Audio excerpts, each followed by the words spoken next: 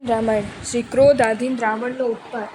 મુનિવરના દર્શનથી આનંદ થવો જોઈએ, તેના બદલે માનાધીન થયેલા શ્રી રાવણને ક્રોધનો જ આવિર્ભાવ થયો અને એ રીતે ક્રોધાયમાન થયેલા શ્રી રાવણે પ્રલાપ કરવા માંડ્યા કે વિરુદ્ધોયાપિ મયસી વ્રતમ વહસી દંભેણ જગદેતદિભીષુ કયાપિ માયયાગ્રેપી મા વાહિક દુવાવહ પ્રાવ્રાજી શંકમાનોસ્મ ત્વકૃત પ્રતિકૃતમ ખલુ નન્યવદ્યાપિ સ એવાસમિ ત એવ મમ બાહવ કૃત પ્રતિકૃતમ તત્તે પ્રાપ્તકાલં કરોમ્યહં ચંદ્રહાસમામુહા યથા ભામ્યસ્તવ મદ્યેષુ તથા ત્વં સાદ્રીમુત્પાટ્ય શેષયિષ્યામિ જવર્ણાણવે.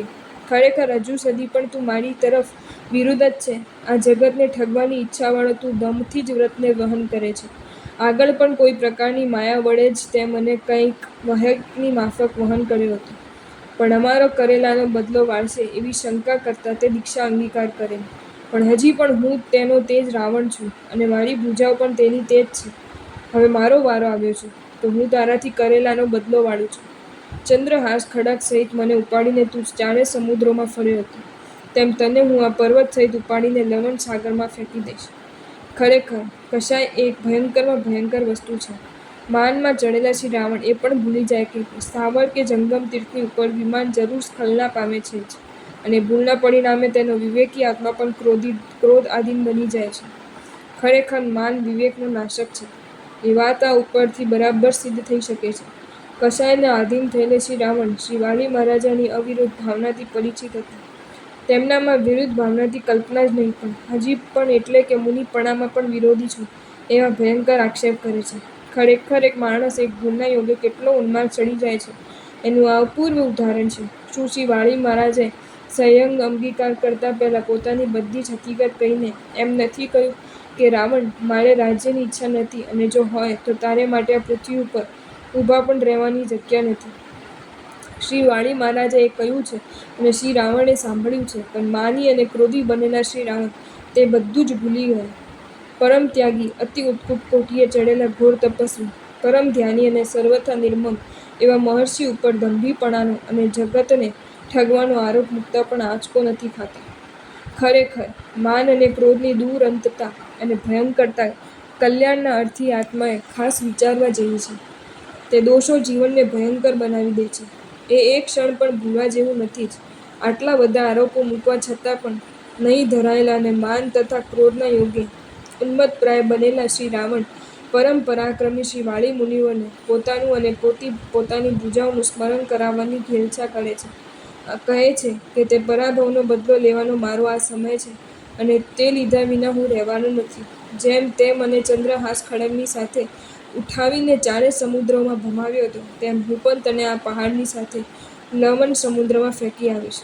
કહો કહો, આ કશાયની કેવી અને કેટલી ક્રૂરતા છે કે જે ક્રૂરતાને આધીન બનેલા શ્રી રાવણ જે સમય મહામહર્ષિ પુંગવ શ્રી વાલી મહારાજા ધ્યાનમગ્ન અવસ્થામાં ઊભા છે તે સમયના પોતાના પરાભવનો બદલો લેવાના સમય તરીકે ઓળખાવે છે, અને પોતાના ક્ષત્રિય વ્રતને પણ ભૂલી જાય છે, અને વધુમાં જ પહાડને પોતે શ્રી વાળી મુનિ સાથે લવણ સંગારમાં ફેંકી આવવાની વાત કરે છે.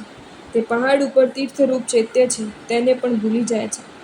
હા, કશાયની કેવી અને કેટલી કાળમી કુટિલતા છે કે જેની આધીનતા યોગે શ્રી રાવણ જેવાનો આત્મા પણ સ્થાવર અને જંગમ એ બંને તીર્થોની એકી સાથે નાશ કરવા જેવો કારમો પ્રલાપ કરી રહ્યો છે.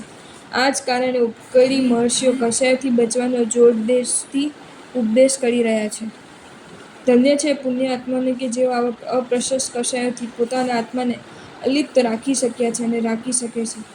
આ જાતના અપ્રશસ્ત કશાયોથી બચ્યા વિના આત્માની મુક્તિ કદી પણ થવાની જ નથી. આવી રીતનો ભયંકર પ્રલાપ કરતા અને આવેશમાં આવેલા રાવણે વગર વિચાર્યું એ પ્રમાણે બોલી નાખ્યું, અને એ પ્રમાણે કહીને સ્વર્ગથી પડેલા વજ્રની માફક પૃથ્વીને ફાડી નાખીને રાવણ શ્રી અષ્ટાપદગિરિના તળિયે બેઠા અને ભુજાબળથી મદોદ્ધત બનેલા તે રાવણે એકી સાથે હજારે વિદ્યાઓનું સ્મરણ કરીને ધૂળધર એવા તે શ્રી અષ્ટાપદગિરિને ઉપાડ્યો. ભાગ્યશાળી, વિચારો કે આવેશ એક એવી ભયંકર વસ્તુ છે કે જેના યોગે શ્રી રાવણ જેવા પરમ પુણ્યશાળી પણ ભૂલી જાય છે કે આ એક પવિત્ર ગિરિ છે, એ તીર્થથી મંડિત છે, તથા એક મોટા મુનિવર છે. બીજું, આ પહાડને ઉપાડવાની વિના કારણ અનેક નિરંપરાથી પ્રાણીઓને ગજબ સંહાર થઈ જશે.